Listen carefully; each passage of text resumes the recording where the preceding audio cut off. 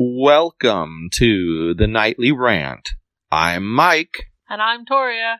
This is the show where we talk about the awful things that have happened in our day, the awesome things that have happened in our day, and all the things in between. Thanks for listening, and we truly hope you enjoy.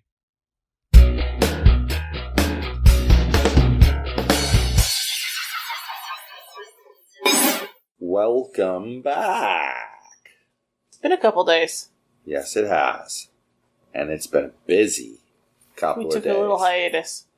Yes, leading up to Election Day, which is tomorrow, we were busily doing our thing and getting the word out. Campaigning.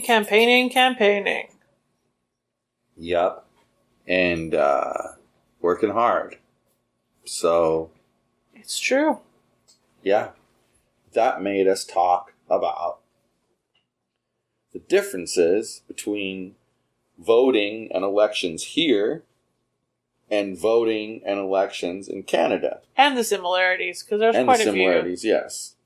Well, that's one of the things that I find interesting but not surprising. Kind of like, it's interesting because I never thought about it before, but it's not surprising because with the proximity of the countries, it makes sense. So it's like so many of the laws or the way or the traditions or the habits are the same.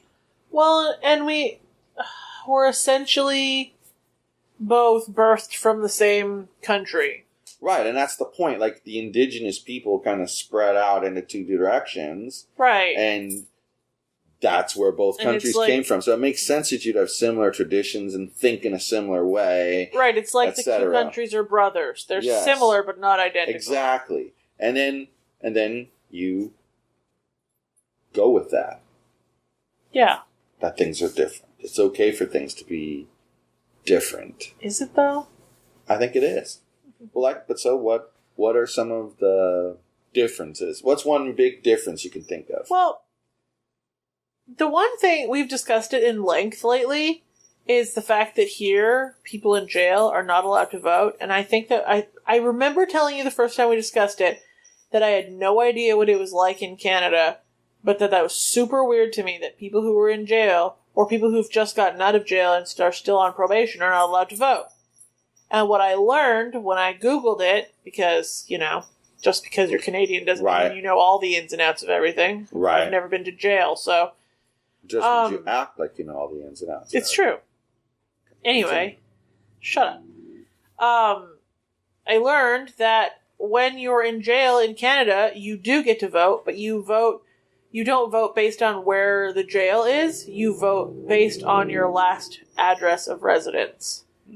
Okay, so if you're going to let the prisoner vote, that makes sense to have them vote there. Right. Yeah. So if somebody from, say, Lethbridge was in prison, the prison's in Tabor, but they would vote based on their Lethbridge address. But you want to know what a tricky thing for a politician to do would be? What? Say your stance is that area needs more prisons, right? Uh-huh. You want to build prisons. But what happens with prisons? It's just like homeless shelters, right? Not in my backyard, right? Well, except for it's a lot easier to build things like prisons not in someone's backyard in Canada. But I'm just talking about, it's like, I'm not using Canada as the example. I'm using how you could use what they're doing to your benefit in a political scenario. So you have them... You made me forget my entire train of thought.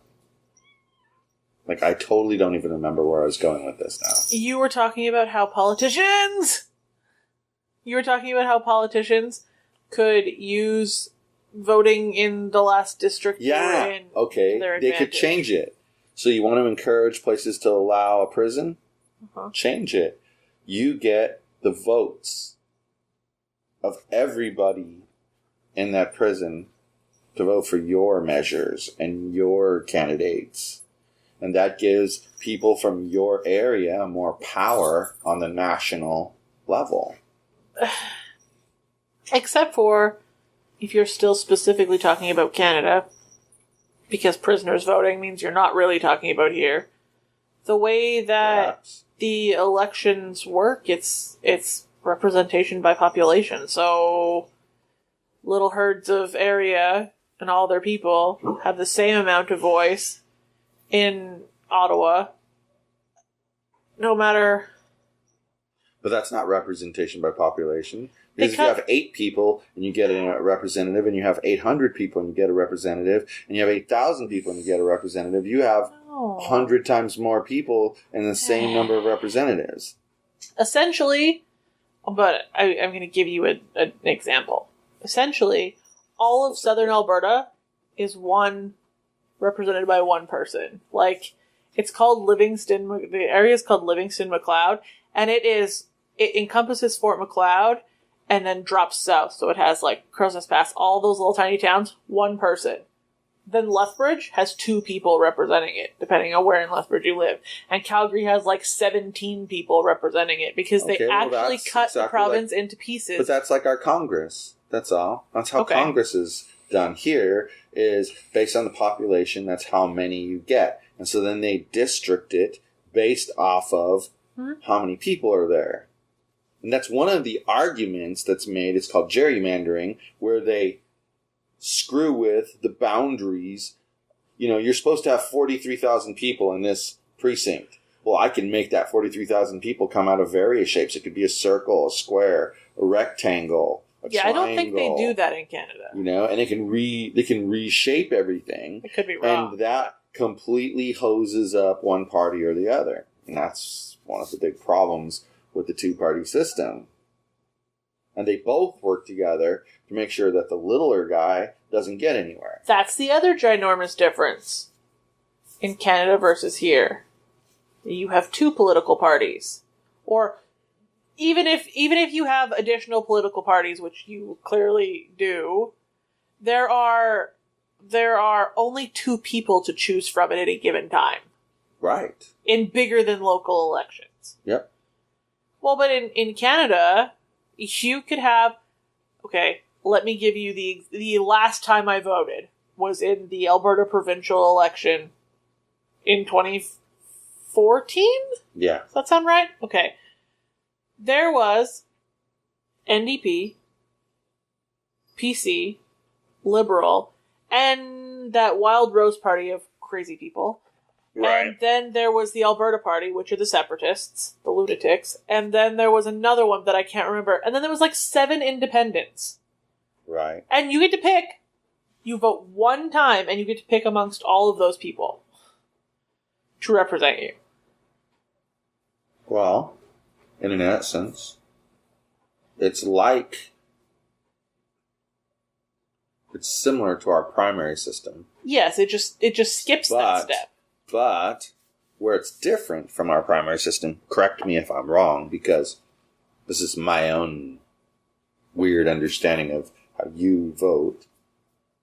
But don't you get, like, if there's, let's use a round number, let's say there's 5 candidates. Okay. So if 30% of the people vote for the guy number A, and 20% vote for guy number B, and then 10% votes for C, then 15% votes for D, and 25% votes for E. Don't you get, like, apportioned representation based upon the percentage of vote that you get? No. Because we're talking about the provincial election, they cut the province into sections by population. Whoever has the most votes, like, remember I told you I worked for that Greg guy? Mm-hmm. He was a politician. Greg got, like, 29% of the votes in City of Lethbridge, and he was the representative for City of Lethbridge. The way that it gets, like, you have the majority government or whatever, is the most little sections of people have to elect their own representative. But each little section elects a person. Not... There are arguments against that.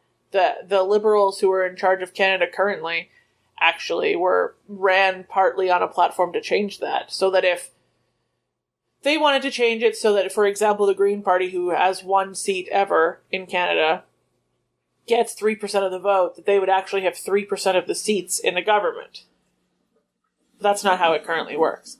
It currently works that because the one person from the Green Party gets the most votes in Saanich, which is her area, well, you know what, though? Gets the seat. But you know what, though? From my libertarian leanings, this is why a lot of libertarians say that voting is even bogus. There's a whole plethora of them who say that voting is bogus because your vote doesn't really count because of the way they handle apportioning things with the lines and whatever. And that way that you're talking about makes a lot more sense because, all right, let's use Orange County as an example, right? Mm-hmm. Well, there's 34 cities. So if out of those 34 cities, X number of them voted a majority city council that was majority Republican, well, then the Republicans would get one vote for the county, etc. And so there'd be the 34 votes. Mm-hmm. And then out of that, there'd be a percentage. How many did you get of this? How many did you get of this? How many did you get of this? Well, there's 5 seats, right? Mm-hmm. So you should get 30%. If you got 30% of the total vote, you should get 20% if you got 20% of the total vote, etc. And then there'd be more than likely 2 Republicans, a Democrat, a Libertarian, and a no voter preference. That's what would be on there. And you know why that would be fair? Because you're accurately representing the population. It would be an accurate, proportionate representation of the population as a whole. I have said that quite a few times because I've told you before that, okay, I'm going to preface this with the Green Party is not a bunch of lunatics in Canada. Yeah, they're not the crazy, yeah, okay. They're more like, no, I'm not going to compare them to anything. Yeah. They're just not a bunch of lunatics. Okay. I have always voted federally for the Green Party because I feel like they need a voice in the government because they're so small. Kind of like here, where libertarians don't really get a voice because they're so small. That's how I felt about the Green Party in Canada. So I chose them. They were my people. And my vote in conservative Alberta never meant anything. Because the only Green Party person that has ever been elected is from British Columbia. She's elected on Vancouver Island. But I can't vote for her. I voted for whoever the weirdo Green Party person was in Lethbridge or the Crow's Nest Pass, depending on, which time I was voting. Yeah, I mean, they attempt to do that here. Right. But the reality is, instead of having one seat per group of areas, they kind of split the areas all up so much that one area gets way too much influence one way or another. Right. What the Liberal Party, their whole platform that they ran on was 98% of why they actually got elected, was they wanted to do away with the little borders and just let all of Canada vote for which party they wanted.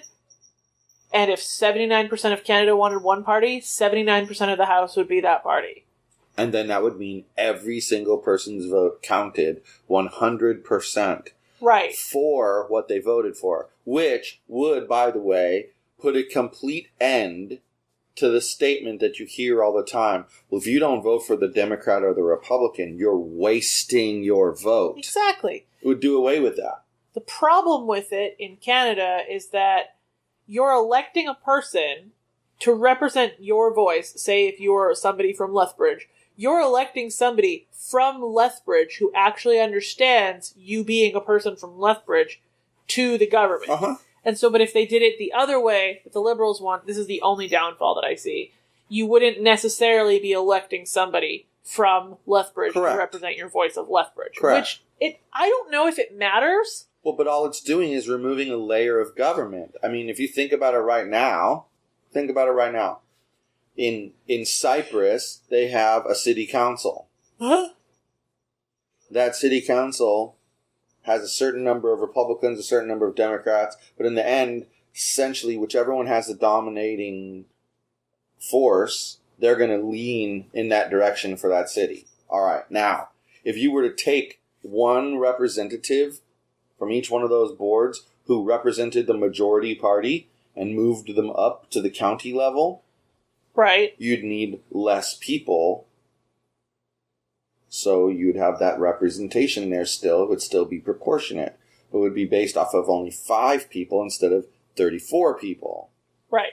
But you might have to change the numbers a little bit. Right, you might need 7. You might need 7 supervisors. You might need 7 supervisors instead of 5. That's okay. As long as it's an odd number, I don't care. But you would, in the end, get proportionate representation of the people, which theoretically should mean that when decisions are made, they're made the way a majority of people like them. But see, that's why people fall back on the whole argument, and it's true, we're not a democracy, we're a republic.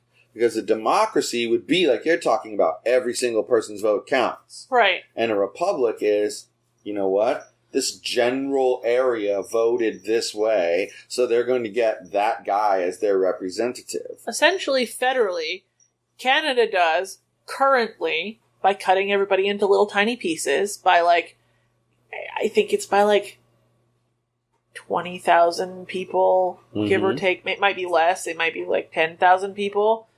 But by cutting the population into those little segments and let those people elect a person, it's the happy medium in between what we're saying would be the fairest system and what you do here.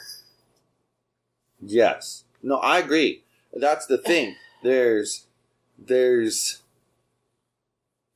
even, you kind of put what we do here off to one side as the furthest extreme, and I don't agree that it is, because I think there's things that, what about totalitarianism? But we weren't going. What about the forms of government where they are totalitarian, but they make the claim that they're democratic because they have a parliament and a fearless leader, and the fearless leader is basically saying, bleep you, Parliament. You didn't vote my way. I'm still doing it my way. Oh, Parliament, aren't you wonderful? You voted my way. So what does he always get?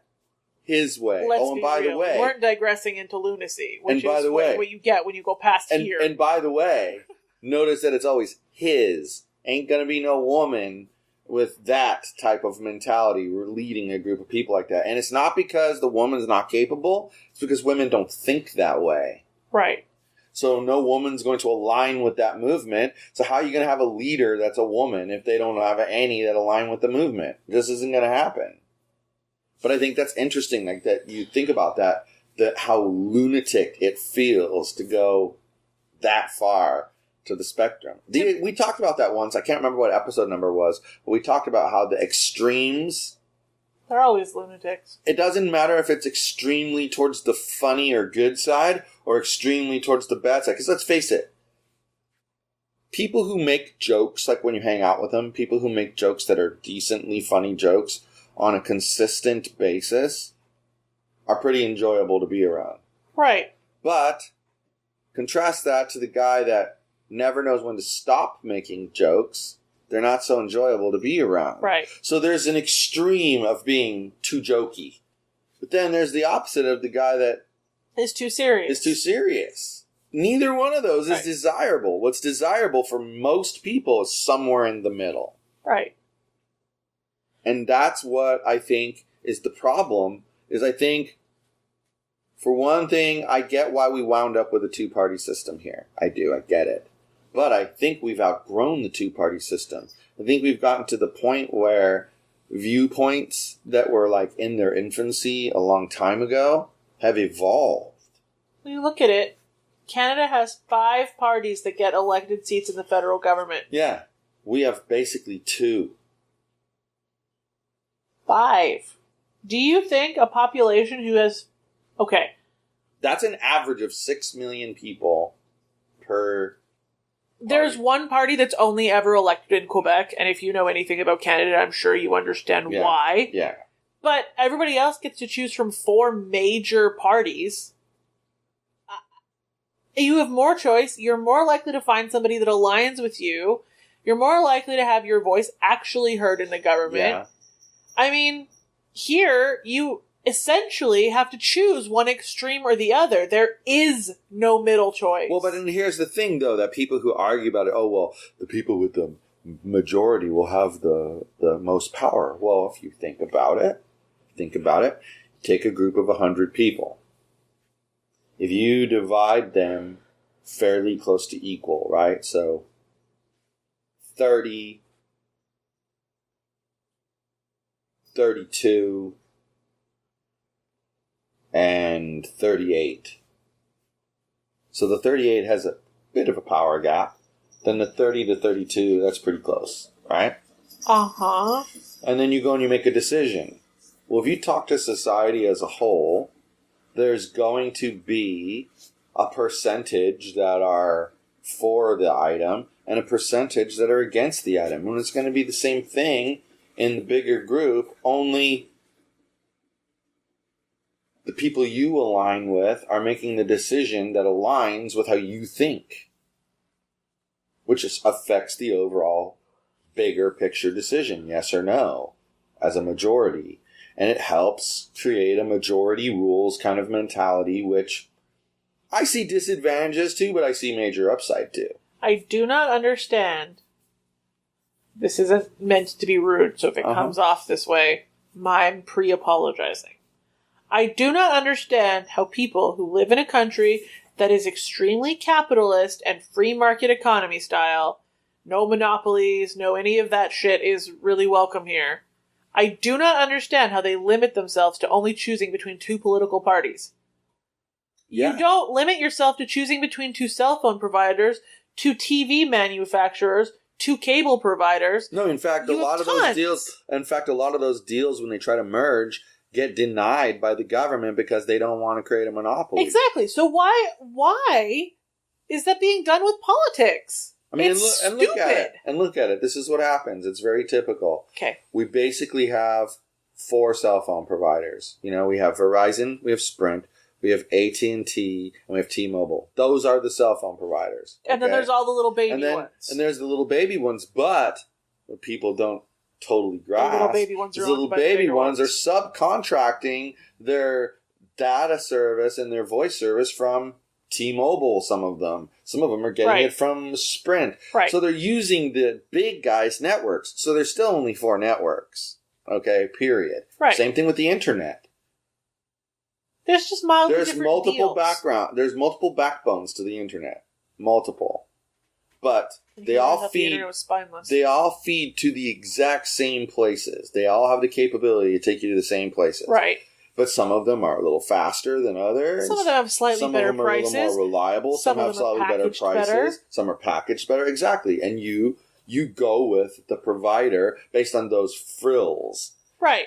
But you're still getting the same internet. You're getting the same internet. You're basically coming from that same internet backbone. There's only like 2 of them. You're basically choosing the wrapping paper and the bow. Exactly. And that's the same thing with the cell phone company. You can go with Metro PCS, but they're using probably Sprint as their backbone for their cell phone network. I actually think Metro PCS uses T-Mobile. Well, I don't know. You could be right. I'm just using Sprint because Sprint used to be called Sprint PCS, so that's why I stuck the 2 together in my head. What does PCS stand for?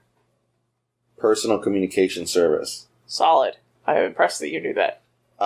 So, if you think about it, there really is just those 4 that you're choosing from, the cell phone providers. But there's 4. When any one of the 2 try to merge, it's been denied every time because they don't want it less than 4. For whatever reason, the government has decided cell phone market, got to have 4 big companies. Okay. And then you compare this because the whole purpose of this episode was to compare things in Canada and the United States. Canada only has 2 major cell phone providers. And let me tell you, my cell phone plan in Canada was absolutely bullshit.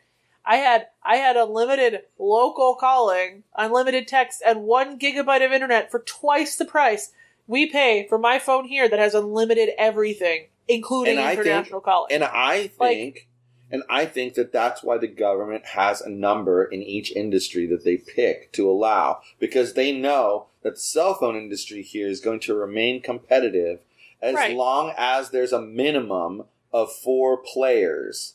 I think in reality the minimum to have effective competition is 3 or more. Like, Yes, I don't I think agree you with can you have on that. effective competition No, with less than because 3. they would price fix. And then you get here, specifically in our location, there are only 2 internet choices. You have Spectrum or AT&T. Well, and if you think about it, all industries are like this, though. Because if you want to, you're T-Mobile. Right. I'm a customer. Matthew's a customer. The next person is a customer. Whoever has an account is a customer, right? All right. But we're just personal customers. We're not anything, big, major, whatever. We only have a few phone lines. It costs us a flat amount of money to add more phone lines, etc. Then they have a business customer. They're going to give the business customer a better rate than you're getting because they're still getting the per line dollar amount. But if you were getting charged $15, they might be charging the business $12.50. Right.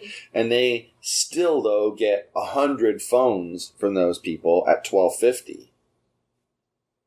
Okay. It's $1,250. You're not paying them $1,250. So they give those people priority on everything because they're where they're making the most money. So they get a better rate, but they're just like any other customer.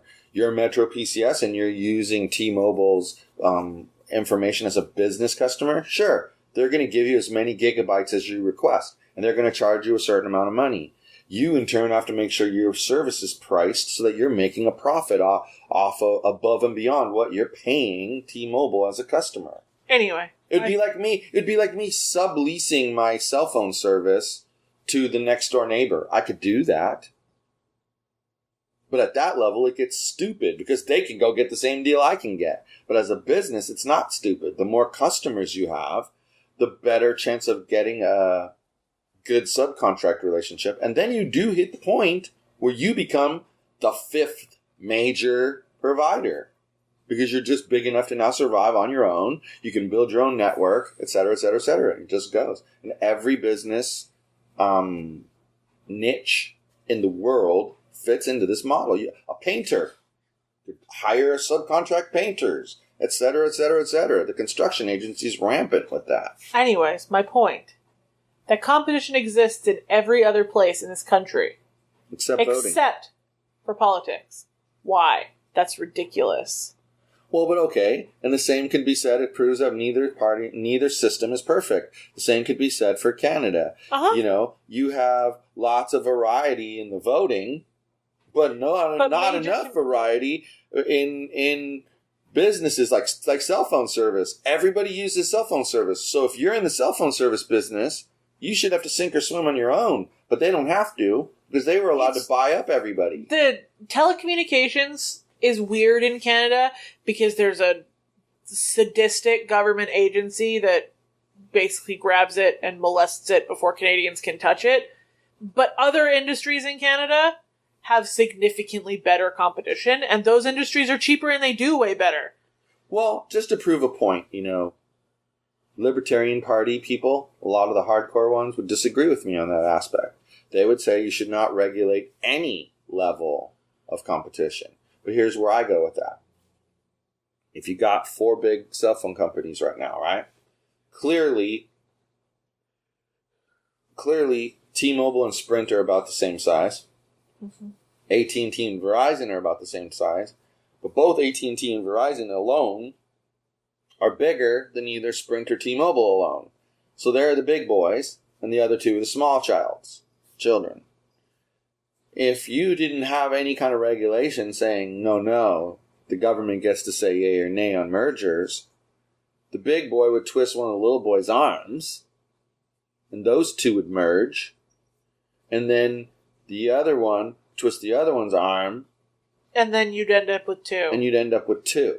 But now you're down to reality, 2, but then hold on, then now you're down to 2, and what could end up happening is the number 1 could, figure out a scandal in the number 2 company and publicize it. Who knows? Playing dirty, whatever. Or just plain better marketing steals customers away from you to the point where you have a company, think about this, you have a company that's really only worth $500,000, but 50% of the market is worth $40 billion.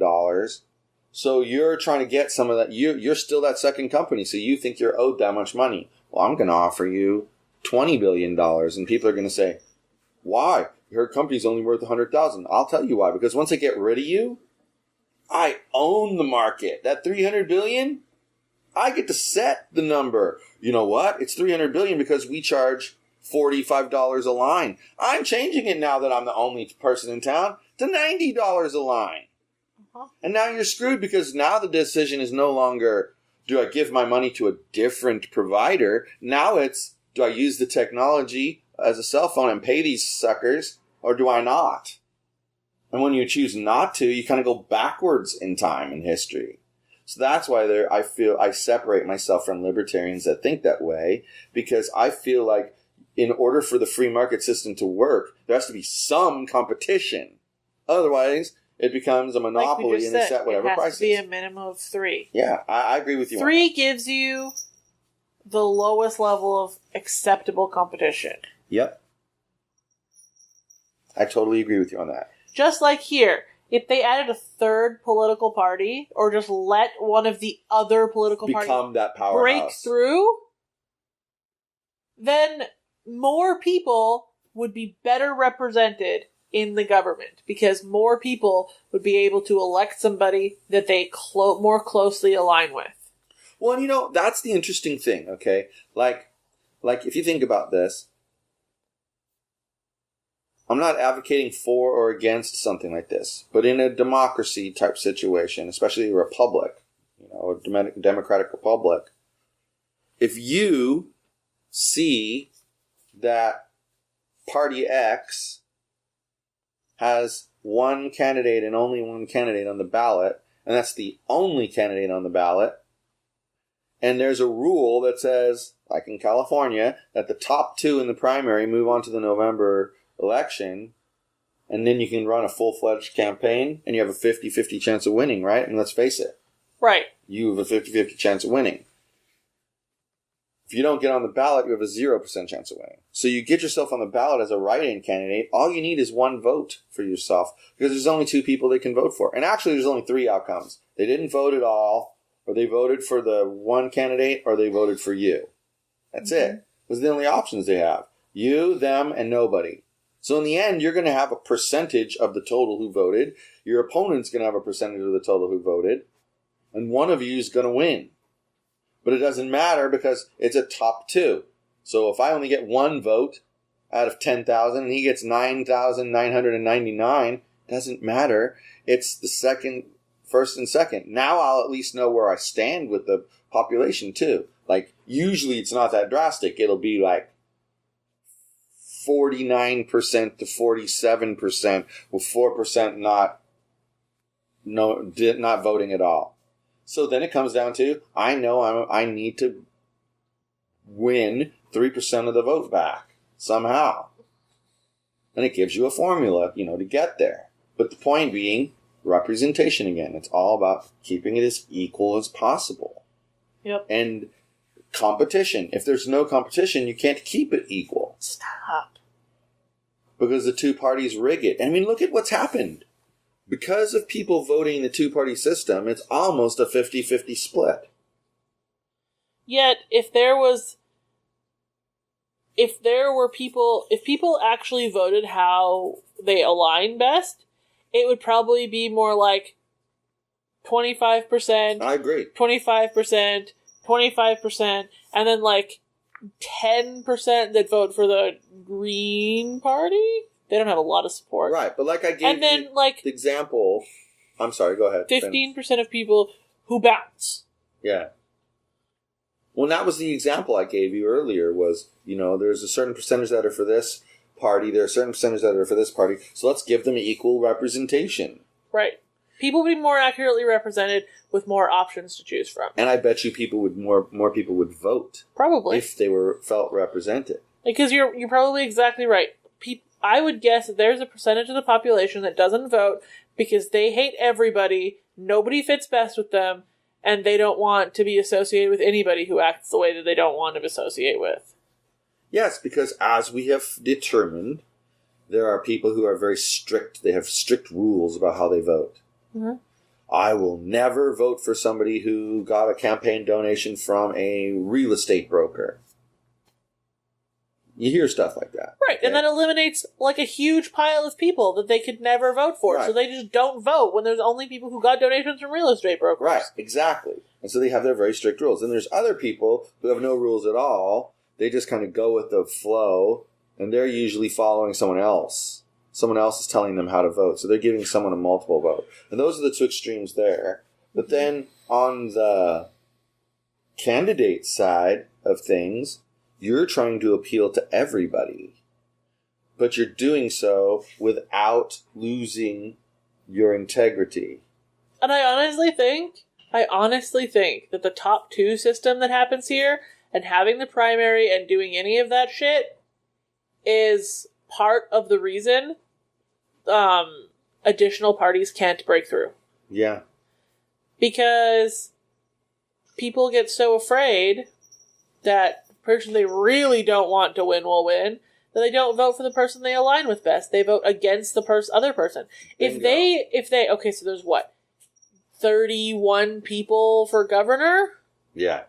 If they just let all those people, if they only voted for them once, let all 31 of them, people would get more informed about who they were voting for, because they wouldn't be voting against somebody. They would just vote for who they align best with. Right, because like that one group that is shall remain nameless is campaigning against a particular individual to try to steal votes from that individual, knowing that they can't beat that person in the primary at all. Right. So they're trying to steal votes so that then they narrow the field down to just two, which then, as we described earlier, makes it easier to try to control the outcome in the end. Right, but there are multiple candidates from the Republican Party running in every single location. And if you just multiple Democrats running. And if you just voted with whom you aligned the most, right, and that person was the winner, if we didn't care so much about it only being, because it could be someone in that scenario, someone could get 12% and win. They could, right?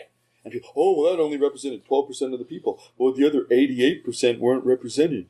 They go back on that popular vote argument. Mm-hmm. That's not the system. If the system is top percentage is the winner, then top percentage is the winner. I have a freaking solution. A beautiful, beautiful solution. You axe the primary completely. We've had enough of this shit. It's done with. Yeah. We're going to let all the candidates for governor just get voted on in November. Then the government takes the millions of dollars they saved running an election in June, and they give all the candidates their 400-word candidate statement for free, so that it's not based on how much money you can raise, and send everybody a book with an actual description of all 32 of the candidates for them to read, so they can make an educated decision on who they actually want to run their state. Correct. That's my solution. Or at the very fresh least, from a Canadian. Here's where I would go with it. At the very least, how it should work is in the book, there should be a line for every candidate. To find out more information about this candidate, go to website address. Now, if you don't have a website, you're going to be blank right there. Maybe they won't display that. Or you can have a Facebook page. But point it to something. Something, yes. Right, a URL has to go there. And then the second thing could be, all right, here's a statement. It's been paid for to help fund the book. Right? But guess what? I didn't have enough fundraising to pay for that in the book. Right. But it still says in the book, to find out more information about this candidate, go to electmahoney.com. In reality, they could save a buttload of money on the book by just having all the candidates put together their own website with their information on it, and not bother printing a giant statement. Exactly. There, you just saved even more money. Exactly. But the point is, right, you're giving equal representation because, yeah, you know what? I agree. People who are going to put a statement in are going to have a slight edge, but the edge is only slight and only exists if their platform is even close to yours. If you've thought things out better and you have more to say and you're more vocal about it, you win in that scenario because people are voting for the person that they most think will do the job right. Right. Not who their party says they should vote for. Exactly. I mean, okay, do you people and you obviously really think that Donald Trump would be the president right now if you had a choice between all of the different Republicans that were running and all of the different Democrats that were running and any libertarians that also ran with Gary Johnson? Like, I don't know if there's any other ones. And the Green Party person and any independents that wanted to run? Do you really think Donald Trump would be the president right now? He wouldn't be. Because everybody would have voted with how they actually feel instead of voting against Hillary or against Donald Trump. Yes, because we vote for the lesser of two evils. Because there's only two choices. And it's stupid. That's my point. Now I don't want to talk about it anymore. Well, but it is stupid, and it needs to be fixed. Alrighty. Well, Aphrodite. Good night, everyone. Hasta la bye-bye. Hi, everyone. This is Mike, and I truly hope you enjoyed this show. You're able to subscribe to this show on iTunes, Google Play, and Stitcher so as to never miss an episode. If, by chance, you did miss an episode here or there, you can catch up on all shows, past and present, by heading over to yogispodcastnetwork.com/TNR show. Thanks for listening.